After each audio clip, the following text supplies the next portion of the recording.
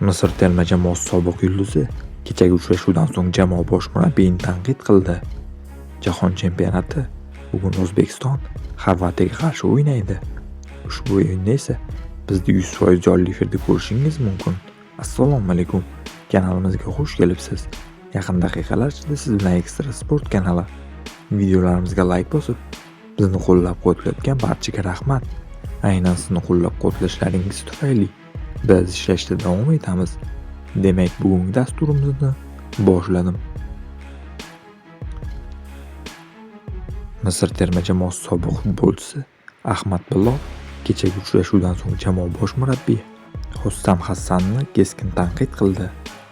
Hussam Hassan janoblari kecha jahon chempionatida ilk bor chiqqan terma jamoaga qarshi maydonga tushdi.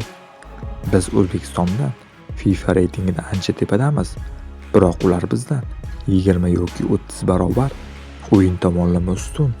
Ular bizni 2-0 hisobida mag'lub etishdi. Biroq O'zbekiston bizning termaga 8 yoki 9 ta gol urishi ham mumkin edi.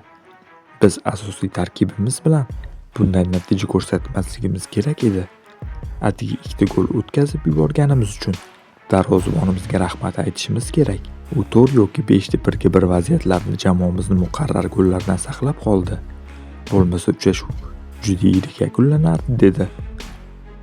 Xabaringiz bor, kecha o'smirlar o'rtasida o'tayotgan Jahon chempionatining 1/16 bosqichi ham start oldi va 8 ta uchrashuv bo'lib o'tdi. Bugun ham 8 ta uchrashuv bo'lib o'tishi rejalashtirilgan. Uchrashuvlar ro'yxati bilan tanishing.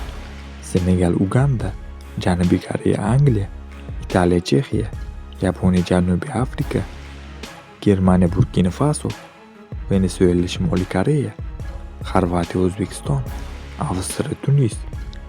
Eslatib o'tamiz, o'smirlar jamoamiz ishtirokidagi bahs Toshkent vaqti bilan soat 20:45 da Espari akademiyasining 9-maydonida start oladi. Xo'sh, ushbu o'yinni bevosita jonli efirda ko'rishni istaysizmi? Biz sizga shu imkoniyatni taqdim etamiz. Buning uchun albatta ushbu kanalimizga obuna bo'lib, video ostidagi Telegram kanalimizga ham obuna bo'lib qo'yishni unutmang. Aynan shu Telegram kanalimizga jonli efir havolasini tashlaymiz.